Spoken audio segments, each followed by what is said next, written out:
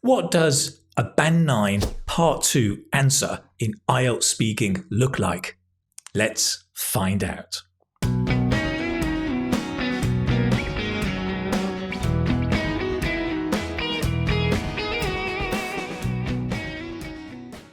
Hello, this is Keith from English Speaking Success and the website Keith Speaking Academy. Listen, if you are preparing for IELTS but you haven't seen my website yet, go and check it out, keithspeakingacademy.com. It's full of awesome resources that will help you build your vocabulary and get you speaking confidently in no time at all. In today's video, we're going to be looking at a model answer for IELTS Speaking Part 2 on the topic of clothes and a full analysis of all the language in there. Actually, this video comes from my online course, IELTS Speaking Success Get a Band 7 Plus Gold. It's based on a very special methodology I've created called the Speaking Success System. There are 4 steps. Number 1, try. 2, discover. 3, practice. 4, build. This video today shows you the discover stage. Number 1, try, is where you try and give an answer. Number 2, discover, is where I give you a model answer and analyze all the language that can help you build up the language you need. Step 3 is the practice, where you have more videos to practice all the chunks from the model answer, juggling, changing them, using them so that you're building up your confidence as you use them. Step 4 at the end is you build a much better answer. So you can find out more about the Gold course. Stick around to the end of the video and I'll tell you a little bit more about it. For now, let's get straight stuck in to this model answer for Part 2, question about clothes and the full analysis.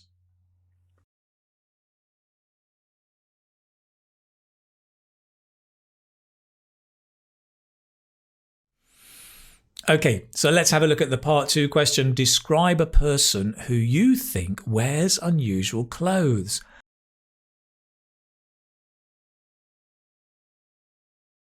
I've had my minute to prepare. I've got my notes ready. Let's do this. So I'm going to tell you about my history teacher at university. He was and still is a bit of an eccentric, especially when it comes to clothes. I would say his clothes are unconventional, to say the least. Many students actually think he's just weird. To be honest, he doesn't seem to care what others think of his taste in clothes. I actually think he sees himself as being quite fashionable. So let me try to describe his rather offbeat style to you. For starters, he always wears odd colour socks. Now, this must be on purpose because I can't see how he could wear mismatching socks every day if it were by accident. Next, his trousers. They always seem to be too short, and that's how you notice his socks. And more often than not, he wears braces rather than a belt. Maybe it's because he's rather stout and chubby. Unfortunately, it makes him look a bit like a clown. Finally, he tends to sport flamboyant shirts with complex patterns and bright colours. But for me, his clothes don't really match. I mean, the colours don't go well together, if I'm honest. But he seems very comfortable and at ease in what I would call very quirky attire.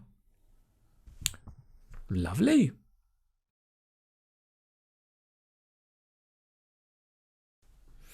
Okay, so there was a model answer for Part 2. Let's have a look in detail at the language I was using there. Okay, so first of all, I'm going to tell you about, that's a great signpost, and that's just telling the examiner this is what I'm going to talk about. Right? You want to be really clear. Don't be too fancy at the start. Just go direct to it. I'm going to tell you about my history teacher. Is a filler. A lot of people think you shouldn't use fillers in English. And I disagree. I think you should use fillers in moderation. That means a little bit, not too much, because it shows a lack of control of the language. But do use some, because it's very, very natural. You know, he was and still is a bit of an eccentric. So an eccentric, as we've said, is a person who's very unusual in their behavior or their clothes, very different, maybe a bit like charismatic, but more just being different from everybody else. And notice we often say a bit of an, a bit of a something. And this just makes it a bit softer. You know, especially in British English, we're quite soft with our language and indirect, right? If I say, I'm a chef, it sounds like I'm a bit arrogant, right? I'm confident and a bit too arrogant. If I say, I'm a bit of a chef, I'm making it softer, right? That it's not too arrogant, it's a bit humble. So we often use this, right? A bit of an eccentric, especially when it comes to clothes. I would say his clothes are unconventional, we've mentioned, which is so convention is tradition.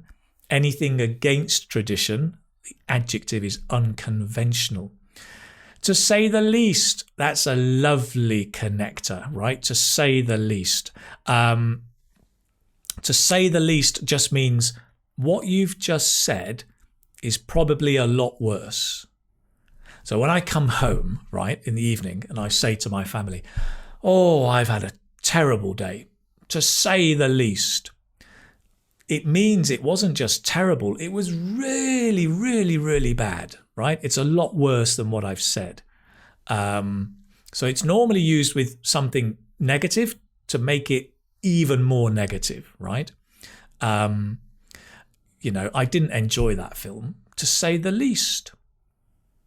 Means that not only did I not enjoy it, I really, really hated it. I didn't like it at all, to say the least.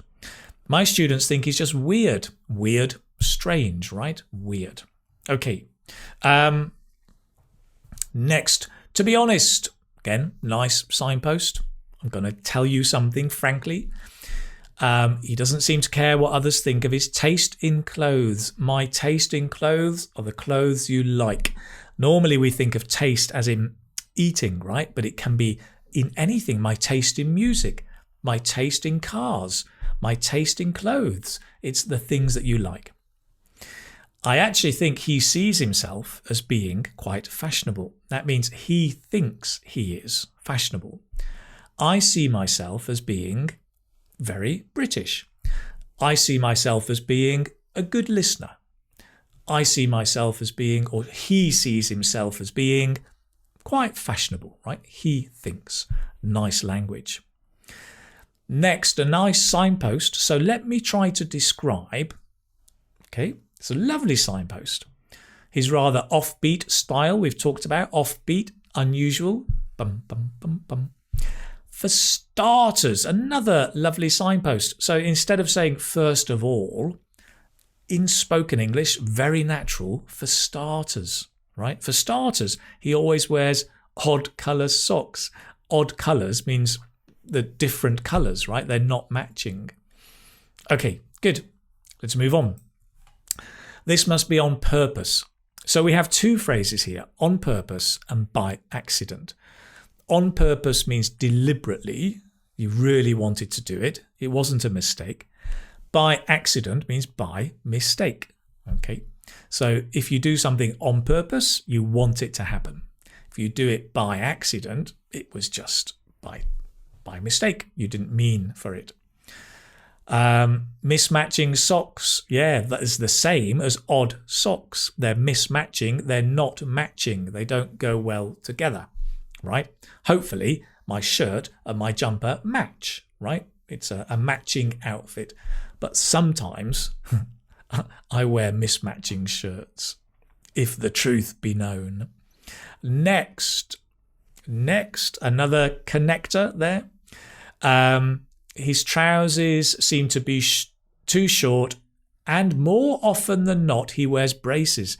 More often than not just means Usually, most times. In the morning, more often than not, I have a cup of tea. Not always, but more often than not, right? It's what it means, usually. It's true. More often than not, I have a cup of tea. He wears braces. Braces are these things that attach to your, yes, just like that attach to your trousers to hold up your trousers. Stout and chubby are very similar words in meaning. It's a polite way of saying fat. Fat is not very polite, and we don't tend to say that, but you might say someone's a bit chubby, a little bit fat. Stout is a little fat but strong, right? Quite big and strong. So those are quite almost euphemistic words. Unfortunately, again, connector, it makes him look a bit like a clown. Okay. And finally, he tends to sport flamboyant shirts. We've looked at flamboyant, right? Another good word is exuberant. Can you say that? Exuberant. Eggs, like fried eggs. Exuberant. Exuberant. Yeah, it's an X, but it's an egg. So flamboyant, very bright, noticeable shirts. For me, just means in my opinion, or I think, right? For me, I like it. I think, in my opinion, I like it. For me, his clothes don't really match. The colours don't go well together. So go well together is to match, as we mentioned, the shirt and the jumper. If I'm honest, honestly speaking, to be honest, if the truth be told, there's lots of little phrases you can use there with the same meaning, and they're very nice connectors. But he seems comfortable and at ease, is relaxed in his quirky attire. Quirky, as we mentioned, is unusual, but in a positive way. Quirky attire. Attire, nice formal word meaning clothes. That's it. That's the language we've used in the part 2 answer. Let's move on. What a nice answer. I hope you liked that. Listen, if you want to find out more about the Gold online course, you can click on the link below. When you join the course, there are 3 simple steps to take. Number 1, you watch the course videos and discover the language that you need. You can do this at your own pace, in your own time.